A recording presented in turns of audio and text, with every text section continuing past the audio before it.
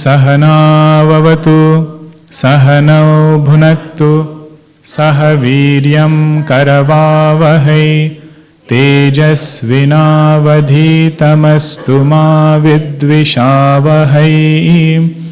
ॐ शान्ति शान्ति शान्तिः। समस्तजनकल्याणे निरतं करुणामयं नमामि चिन्मयं देवं सद्गुरुं ब्रह्मविद्वरं सद्गुरुं ब्रह्मविद्वरम्। ॐ श्री चिन्मय सद्गुरवे नमः। ॐ श्री चिन्मय सद्गुरवे नमः। ॐ श्री चिन्मय सद्गुरवे नमः। ॐ श्री चिन्मय सद्गुरवे नमः। ॐ श्री चिन्मय सद्गुरवे नमः। ॐ श्री चिन्मय सद्गुरवे नमः। ॐ श्री चिन्मय सद्गुरवे नमः। ॐ श्री चिन्मय सद्गुरवे नमः। ॐ श्री चिन्मय सद्गुरवे नमः। ॐ श्री चिन्मय सद्गुरवे नमः। ॐ श्री चिन्मय सद्गुरवे नमः।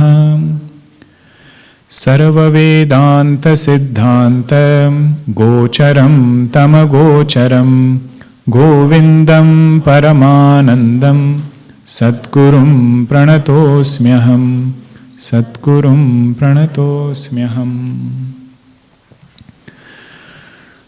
Last session we had seen verses where Shankaracharya said, in the spiritual field, success depends on the candidate. If one is driven, that person can do sadhana in any place at any given point of time. It is true that if you have the right time and the right place, it is helpful. But Shankaracharya said, Upayaha deshakaladyaha santyasmin sahakarinaha. Right place, right time is a secondary reason. Primary reason is what are the qualifications of that student. If qualifications are there, place and time become secondary. If they are conducive, it will be even better. Even if they are unfavorable, still his journey will continue. Then the quality of a student, two qualities were pointed out. One was medhavi and second was uha poha vichakshanaha. Medhavi means somebody who can grasp the essence of a thing quickly and also remember it. Grantha, artha, dharana, shakti. What was the main purport, main essence communicated? He doesn't miss the point.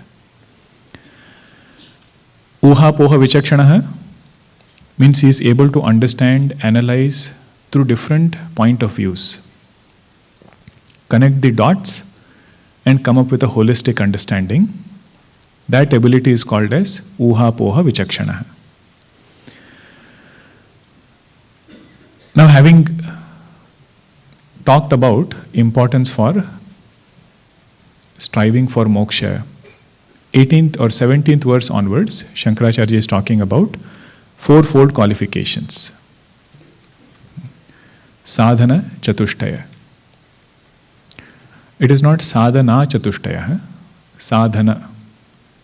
Sadhana becomes an action. Sadhana means. What are the fourfold qualifications or qualities which will become our means to attain Bhagavan? 18th verse. Sadhana nyatra chatvari kathitani manishibihi yeshu satsveva sannishta yada bhavena siddhyati. Sadhana nyatra chatvari kathitani manishibihi yeshu satsveva sannishta yada bhavena siddhyati. If you want practice in chanting, the second line is a good one. Yeshu satsveva sannishta. Sadhanani atra chatvari. Now the fourfold qualifications are being spoken about. Really speaking, there are 9. Because in the third one, 6 are packed. Okay, but 4 seems better, so they say sadhana chatushtaya. Katitani manishibihi. Who is talking about the sadhana chatushtaya? Wise people, great acharyas, they have told us this is called as sadhana chatushtaya. You know why? Because if you study Upanishad, Vedas, you will not find in one place where all sadhana chatushtayas are listed together. Think about any Upanishad that you might have studied. Let us say Kathopanishad, for example. Nachiketa's journey was pointed out. But explicitly it was not said, you should have Viveka, you should have Vairagya, you should have Shamadhi Shatka Sampatti. Some Upanishads, they don't even mention who is the student. Who is the student of Mandukya? We are the students. So they say, looking at several Upanishads and wherever things are pointed out, Mahatmas have compiled it in one place. This is the difference between Prakarana Grantha and Upanishad. Do you remember the tapestry example? Tapestry, the back side of tapestry, all threads are there but no pattern. That is Upanishad. Front side of tapestry, threads are there but nice pattern. That is Prakarana Grantha. So he says, Sadhana Chatushtaya, you will not find systematically mentioned in other places. Particularly Upanishads, that is why Katitani Manishibihi, wise people have given this for us. Now why is it important to study Sadhana Chatushtaya? Can't we directly go into the knowledge part of it? Shankaracharya says, we are not studying to gain some information. What we are seeking is removal of sorrow. What we are seeking is abidance in truth, abidance in bliss. And that abidance will come only when sadhana chatushtaya is there. Yeshu satsu eva. Only when sadhana chatushtaya is present, sat nishta bhavati. Only then self-abidance happens. Tadabhavi na siddhyati. If sadhana chatushtaya is not there, self-abidance is also not possible. Now the beauty of sadhana chatushtaya is, it will help us in our day-to-day life, but main purpose is to benefit in spiritual life. I had mentioned this earlier also. In the ethics syllabus of Indian civil service, majority topics are sadhana chatushtaya. How to survive in a system, how to thrive in a system, and how to not get frustrated in a system. Same sadhana chatushtaya presented in a secular format. So it has its own benefit. But we have to appreciate spiritual benefit also. Meaning, what Shankaracharya is telling here is, if sadhana chatushtaya is not there, while we listen, we feel we are understanding everything. I feel I am Brahman. I cannot be anything but Brahman. But the moment we step back into our everyday life, that same samsara comes back. What is nishtha? Nishtha means, in spite of vyavahara being there, whatever being there, his abidance in truth is unshaken. Abidance in bliss is unshaken. That nishtha will come with sadhana chatushtaya.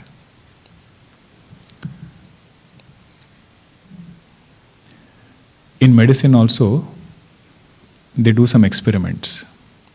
If a virus is present, fever was seen. whenever this virus was present, fever was seen. When this person did not have fever, virus was also absent. When he didn't have fever, the virus was also absent. What does it conclude? Virus is the cause of the fever.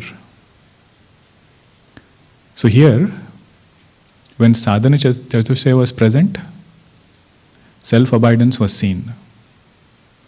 And whenever the sadhaka felt self-abidance is not present, not there, what does he have to check? Whether any sadhana chatushtaya is lacking. That is the beauty of this topic.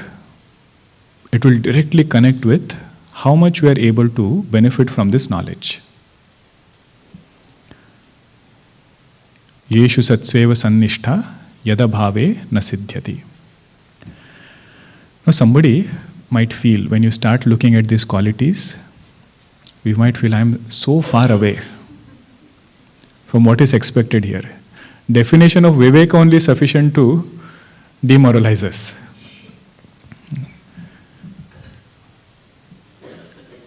The best way is, sadhaka should always feel we don't have any of these qualities.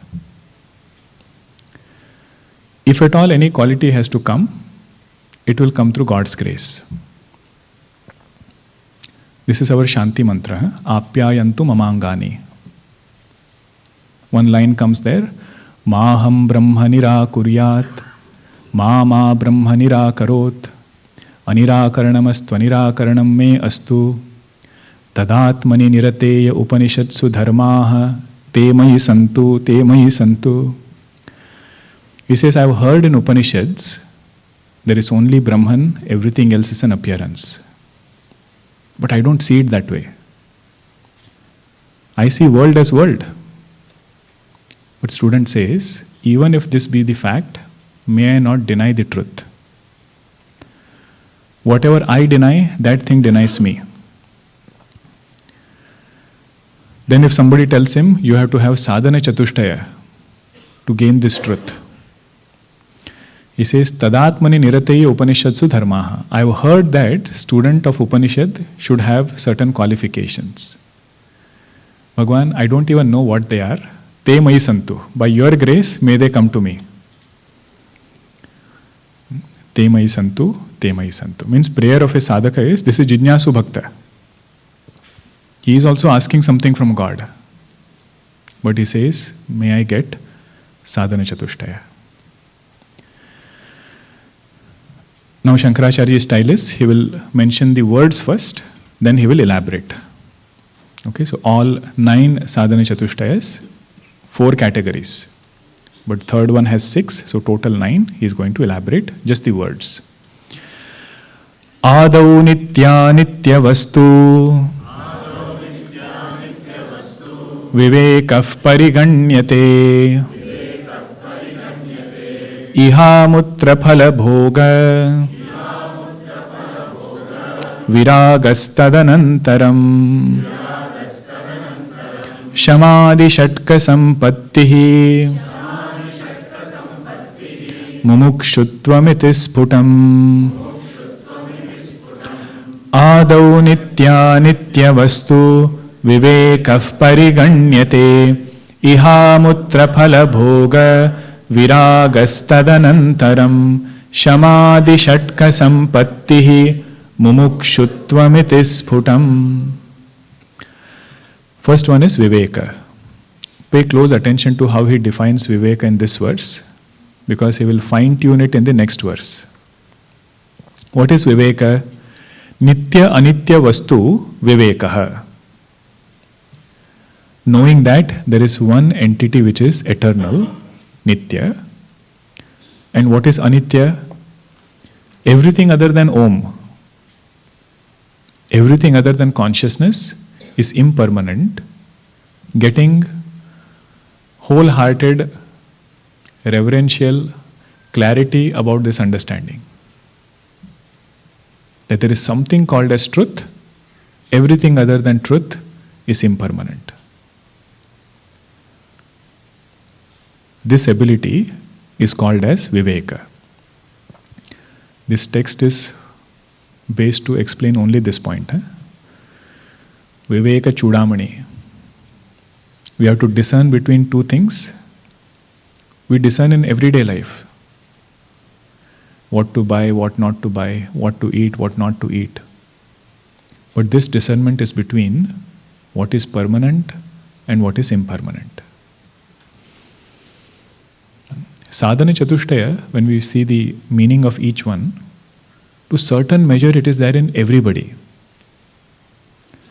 Because material success is also not possible without having Viveka. Only difference is that Viveka is used for some material thing. What we have to do here is use that ability of Viveka for Bhagavad Prapti. Chandrasekhar Bharatiji's commentary, he writes some very, very simple words. But what is nice to appreciate is the purity with which he says those words. If somebody asks, how should you increase Viveka? He says, idam nityam, idam anityam. Idam nityam, idam anityam. Iti jananaha kila anityat virajyeta. Means repeatedly remind yourself, this is permanent, this is impermanent. We have gained samskaras of any sense object with repetition only. First time it's possible that we didn't like that thing. Then we repeated it again. And it became part of our routine, part of our understanding. So just like worldly things we gathered samskara, if we have to counter them, if we develop adhyatma samskara, that will also take root. So whenever we get a calm, peaceful moment, he says, remind yourself, idam nityam, idam anityam. What is idam referring to? Consciousness. And anityam is referring to everything starting from avidya, or simple words, whatever is seen, that is unreal. जो तू है सो दिखता नहीं, जो तुझे दिखता है सो तू है नहीं. Upanishad Ganga. What you are, that you don't see. And what you see, that you are not. You say, think in this way. What is being seen, that is not permanent. And that reality which is permanent is the seer. It will never become seen. Now this Viveka, ability to discern in this way, once a person has understood, there is one permanent thing and there is impermanent thing. What should he go towards, permanent or impermanent? On paper, okay. Technically, what should he go towards? Permanent. What should he stay away from? Impermanent. That desire to stay away from impermanent, that is called as Vairagya. So Viveka becomes the reason for Vairagya. He has discerned between these two things. There is something which is permanent and there is impermanent. Not only in this world, but also in other worlds. Iha amutra phalabhoga viragaha. Whatever enjoyments can be experienced in this world, power, position, name, fame, you name it. And other worlds also, because they are impermanent, he doesn't make it as goal of life.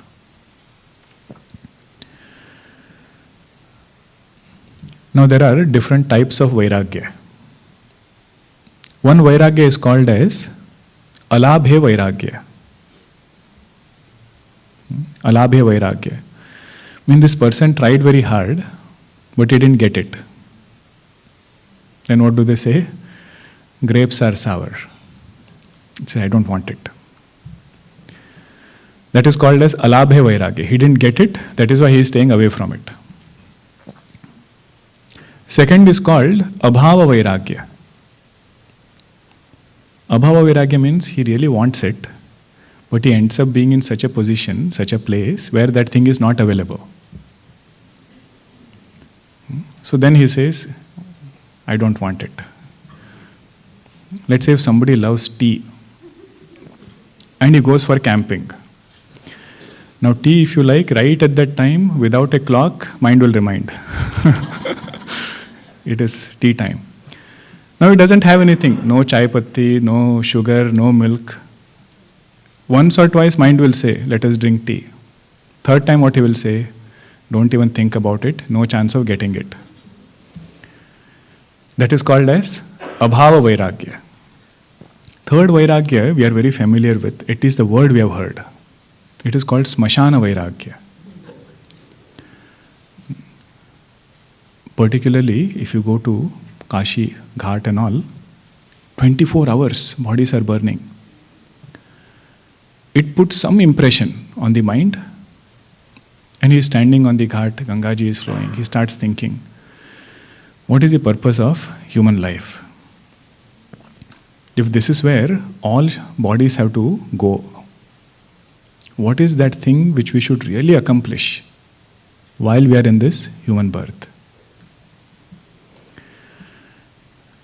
How long will he stand there? He stands for a few minutes, then comes back. While he is coming back, he sees everything is going on in the city. The lanes of Varanasi, they are also there. And Varanasi, I heard, is popular for kachori. Right, Amma? Club kachori.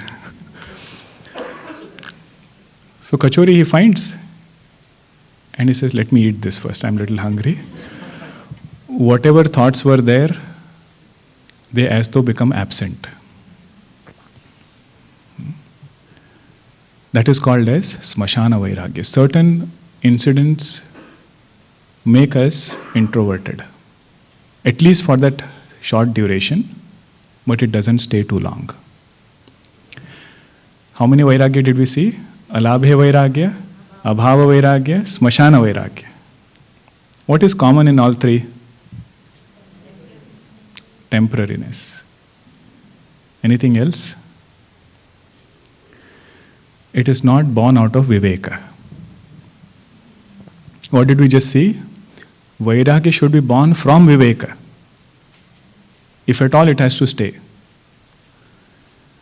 If I am letting go of something, I should have something to hold on to.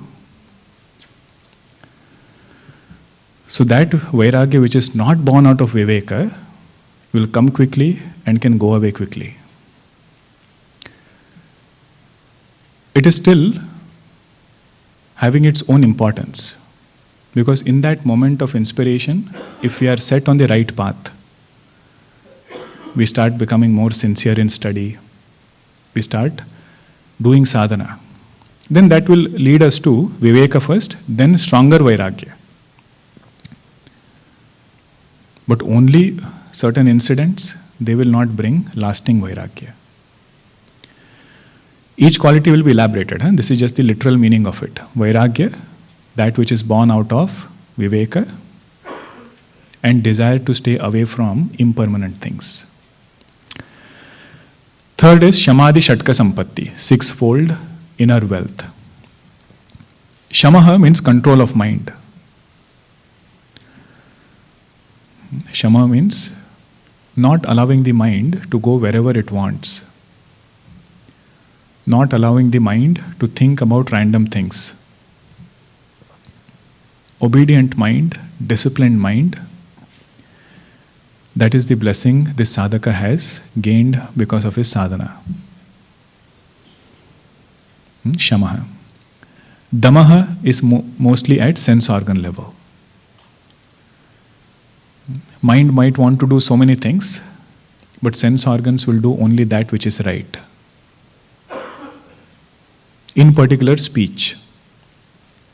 Mind might feel very agitated, but his speech will be according to dharma, according to what is right. That ability to control speech organ of action, is called as Dama. Third is Uparati. Uparati means effortlessly able to withdraw the mind from unnecessary things. The main ingredient for time management. That is Uparati. We will have certain duties. We will have certain responsibilities. We cannot just withdraw from there. But there are so many things we end up doing which we need not do. Technically it is called as Kamya Karma. Going to work every day, taking care of family, Nitya Karma. Doing satsang is which karma?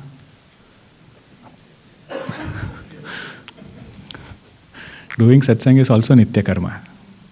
Just like we take bath for purity of body, we should do satsang for purity of mind. Meaning what? We should not take uparati from those actions. Sometimes if somebody doesn't come for a week or so, you ask, where were you? He says, I felt it was too much. He said, you should take uparati from world, not from satsang. So kamya karma, ability to withdraw the mind from those unnecessary things, which will give us the time to do what we want. That is uparati. If uparati is there, he will appreciate the importance of titiksha. Titiksha means not going overboard to solve pairs of opposites. Heat and cold, if it comes, he says, wear a jacket. But beyond that, he doesn't make it as his sole pursuit. Perfect temperature, perfect climate. Now that is including all physical comforts. Heat and cold is given as an example. At mind level, intellect level, praise and criticism. To some extent he will try to stay away, but if it is unavoidable, he says, so be it. If somebody criticizes, he sees Bhagwan there. Somebody praises, he sees Bhagwan there also. If you have to appreciate the quality of titiksha, look at the opposite. What will happen to the person who doesn't have titiksha? Means every pair of opposite bothers him. Very quickly he goes into holding on to one, keeping other away. His whole time will be invested only in pair of opposites. Ragadvesha samuthena dvandva mohena bharata. Today's verse, Bhagwan Krishna said, these pairs of opposites, they will keep us busy for whole life.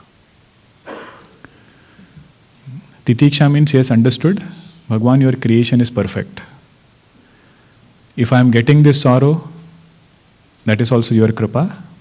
Getting this joy is also your kripa. Such a person will have samadhanam. Means his mind is not infested with too many disturbances. Samadhanam means he can put his mind in the truth for an extended period of time. Samyak adhanam. That is the fifth quality. Last quality is Shraddha.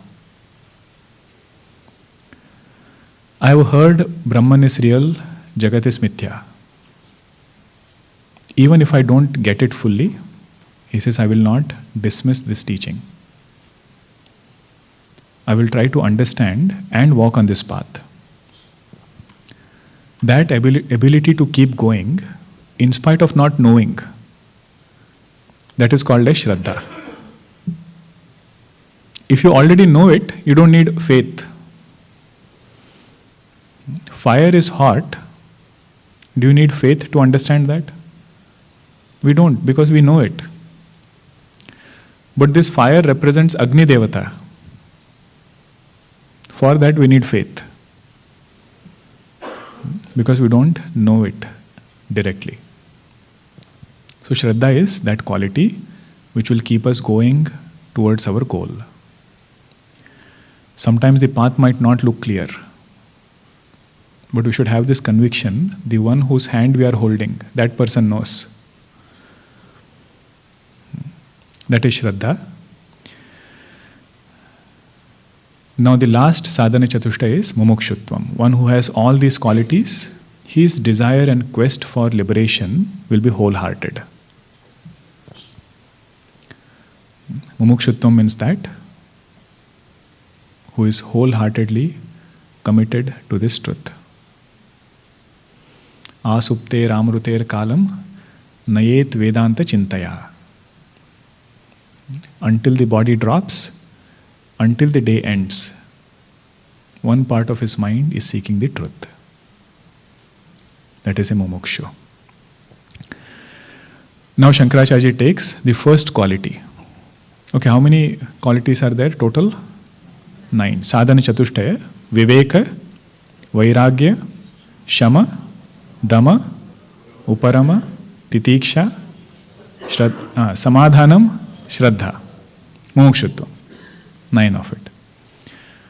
These 9 qualities will remain with us throughout our Vedanta study. Even if you study Brahma Sutra, what is the first sutra? Athato Brahma Jijnasa.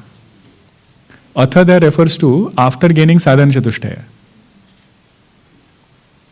Atha doesn't refer to after doing karma kanda portion.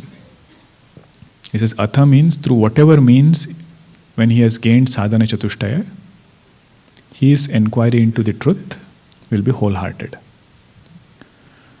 That is the importance of this topic. Now Viveka is defined. See whether you can find a difference between definition of Viveka in 19th verse and 20th verse. Let us chant the verse first. Brahma satyam jagan mithyeti evam rupo vinishchayah soyam nitya nitya vastu Viveka samudahritah. Brahma satyam jagan mithyeti evam rupo vinishchayah soyam nitya nitya vastu Viveka samudahritah. What is Viveka? Brahma satyam jagat mithya. Iti evam rupah vinishchayah. Getting clarity about this fact. How did Shankaracharya define Viveka in 19th verse? Nitya anitya Viveka. He said Brahman is nitya, everything else is anitya. Meaning what? Brahman is permanent, everything else is impermanent. Now how is he defining Viveka? Brahman is satyam, Brahman is real, and everything else is unreal.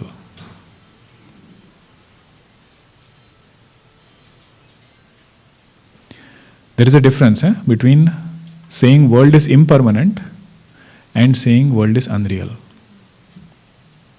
Slightly he has changed the definition, but that is what is going to make all the difference.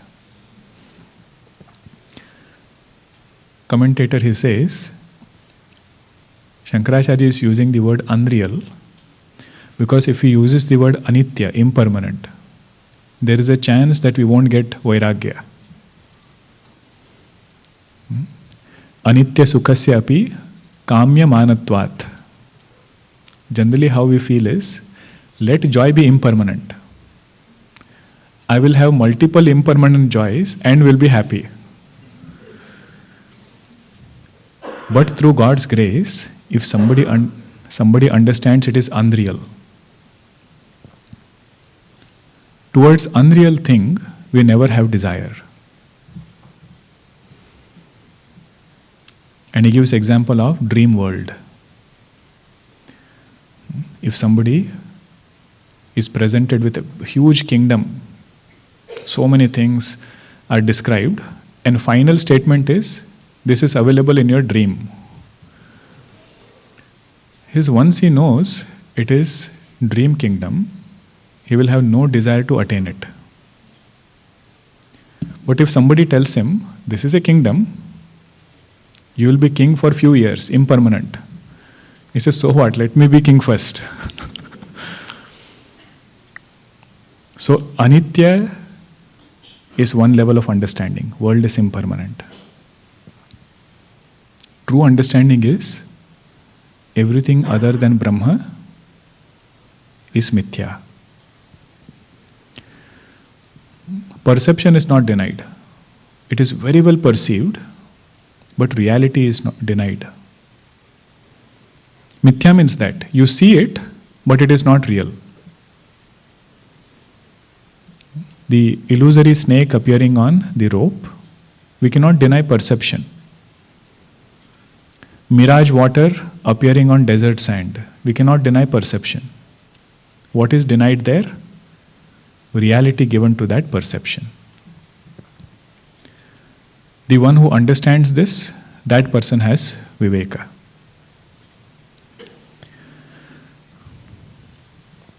Now somebody might feel, if the first qualification only is this, that you have to know Brahman is real, everything else is unreal, why should I even go further? So what is demanded here is not perfection in this understanding. What is demanded here is ability to think in this way. Because sometimes what happens is, we hear this, but our intellect doesn't accept it. Intellect still holds on to our previous notions. World is real because it is seen. I don't even know whether Brahman is there because it is not seen. And Vedanta says exactly opposite. World is unreal because it is seen, and Brahman is real because it is always drashta. Always the seer, it will never become seen.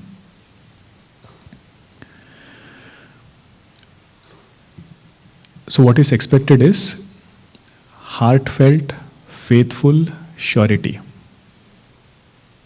We might not understand it fully, but this new knowledge that we are holding on to should be heartfelt. And it should be faithful, not a passing thought. With surety, we have to hold on to this fact. Now, whenever you are discussing any of these qualities, there is a nice framework which we can hold on to. This framework we can apply for any quality. Particularly in Balvihar, for teenagers, if you are discussing qualities like truthfulness or 12th chapter, you apply these 5 steps in that framework, you will get new insights for communication. What are these 5? First one is called as hetu. Hetu means what is the cause?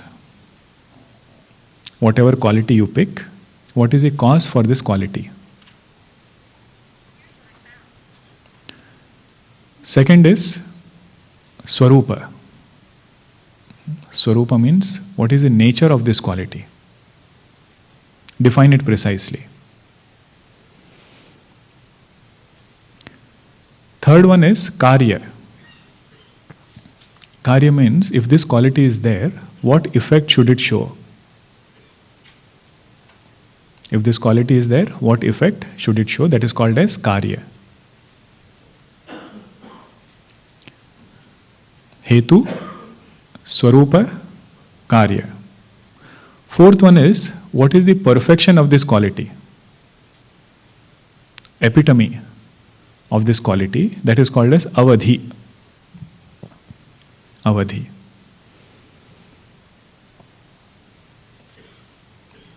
Last one is, what is the result of this quality? Called as Phalam. Phalam. Can you recap the 5? Hetu, Swarupa, Karya, Avadhi, Phalam. These words you write down, otherwise it will evaporate. And we are going to use this for all qualities. Now let's take one example before we go to Viveka. See how this framework will help understand a quality better. Let us say we are discussing Satyam, truthfulness. Satyam we are discussing. What is the first thing? What is the cause of truthfulness? What is the cause of Satyam? You can say family upbringing. If a person is raised in a family where he is taught from childhood, hold on to the truth, that could become his hetu. There could be different hetus. This is one of it. What is the second one? Swarupa, nature. What is the nature of truthfulness? Making sure that whatever he speaks is factual. Yathartha Vachanam. He is saying things as it is, making sure that it is factual. That is called as truthfulness. That is the nature of truthfulness, Swarupa. What is the effect of truthfulness? Effect of truthfulness is his mind is light. Mind is cheerful. He doesn't have to remember whom he said what, because he has spoken the truth. That is karyam, effect of that. And slightest untruth will make him uncomfortable. It could be simple untruth.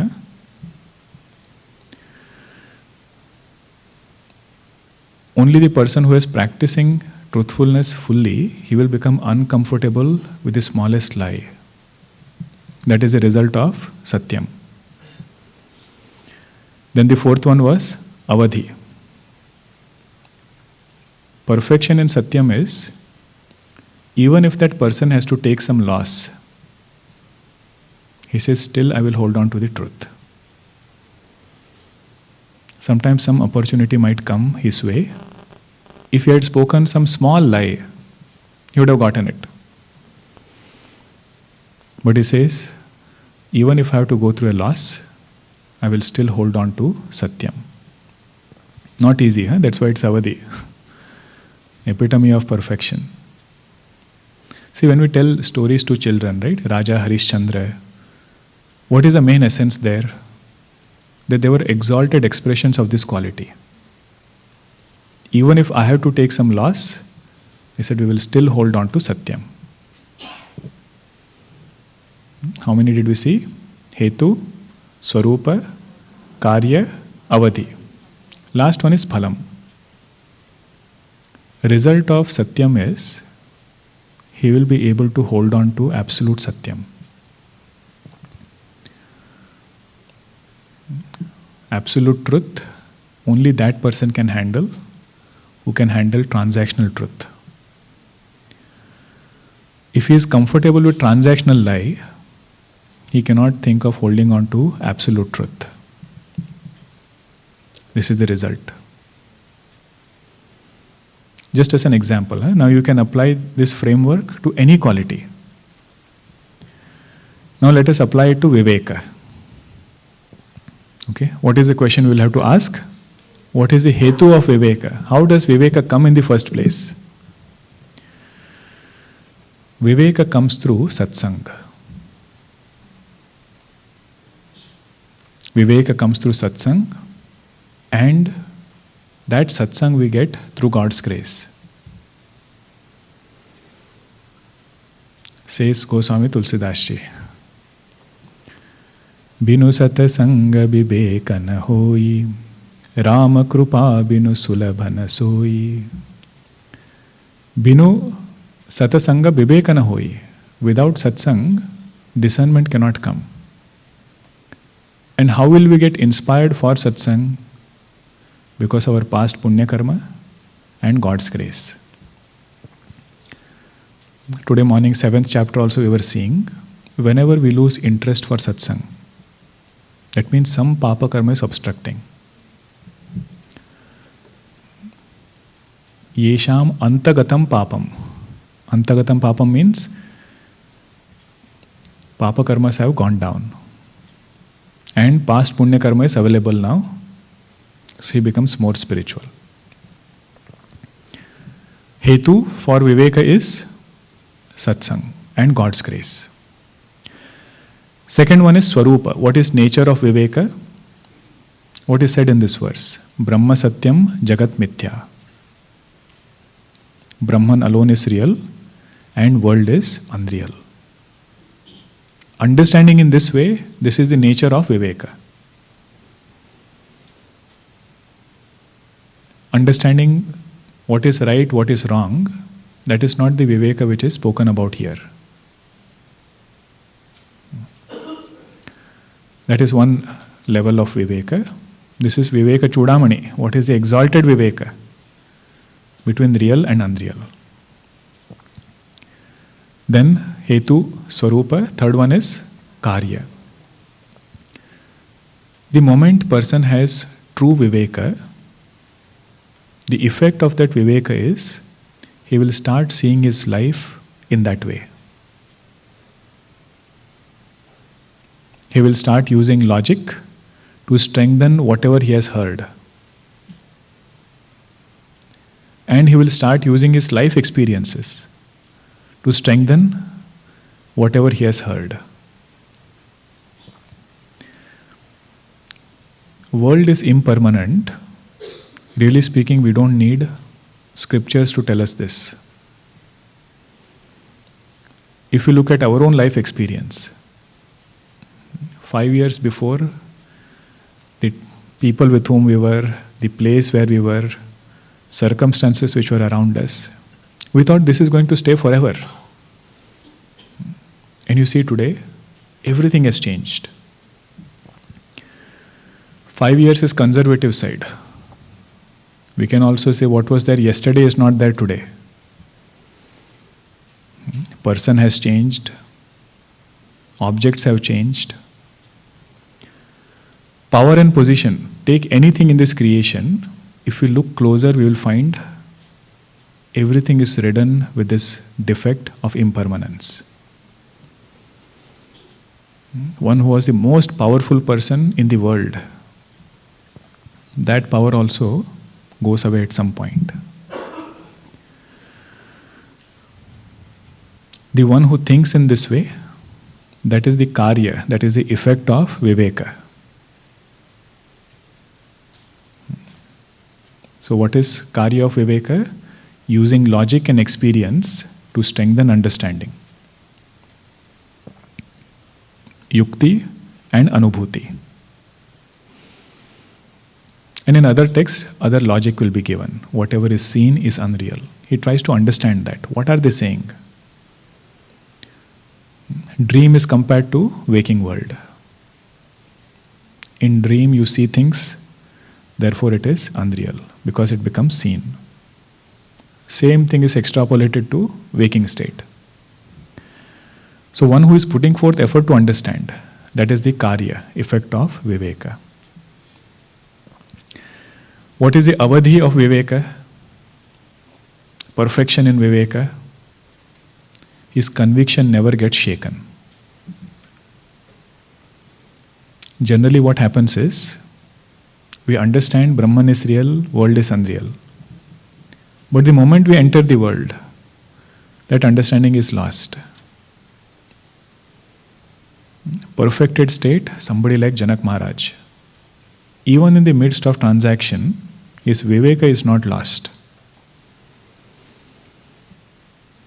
That is the avadhi. Then the last one is phalam, result of Viveka. What is the result of Viveka? Vairagya. One who has repeatedly thought about real and unreal. Towards unreal, gradually he gets dispassion.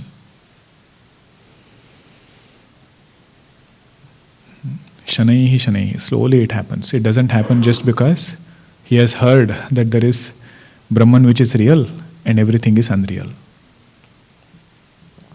One line answers. What is the hetu of Viveka? Satsang. Swarupa of Viveka? Brahma Satyam Jagan Mithya. Karya of Viveka? Using logic and experience to strengthen what we have heard. Avadhi of Viveka? conviction in the truth, not shaken between real and unreal. Doesn't take the unreal to be real and never loses sight of the real. Phalam, result of Viveka, is Vairagya.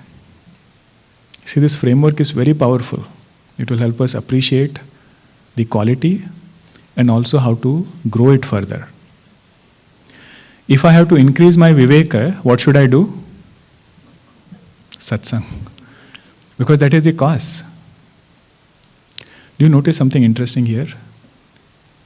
Generally we say one who is intelligent, that person is Viveki. He can discern very well. What do scriptures say? One who can do good satsang, that person becomes Viveki. He might not know too many things, might not be very brilliant, but if he can listen well and understand the essence, he will have this quality of Viveka. Shraddhavan labate jnanam, natu buddhiman. One who has faith and does satsang, that person attains the truth. Every session I've been adding discussion questions based on whatever we discussed. The answers to that discussion questions you will not find in the verse, nor will you find in the points that we discussed. But it will be built upon what we discussed. Okay, so 2 sessions after Thanksgiving, we will have this format of study group where we can share ideas, discuss. I'll give you one reflection question. You can discuss it. I'll add it to that also. We saw the sadhana chatushtayas, right? Try to find how the previous quality leads to the next one. It is easy for Viveka Vairagya. But when you go to the next one, how does Vairagya lead to Shama? How does Shama lead to Dama? How does Dama lead to Uparama? Discuss about it. Okay. Chandrasekhar Bharati Swamiji says that is how we should understand sadhana chatushtaya. They have karya karana bhava. Previous one will lead to the next one. Okay. Happy Thanksgiving. Happy winter break. See you all soon. Om Purnamadah Purnamidam Purnat Purnamudachyate Purnasya Purnamadaya Purnameva Vashishyate. Om Shanti Shanti Shanti. Harihi Om Shri Gurubhyo Namaha. Harihi Om.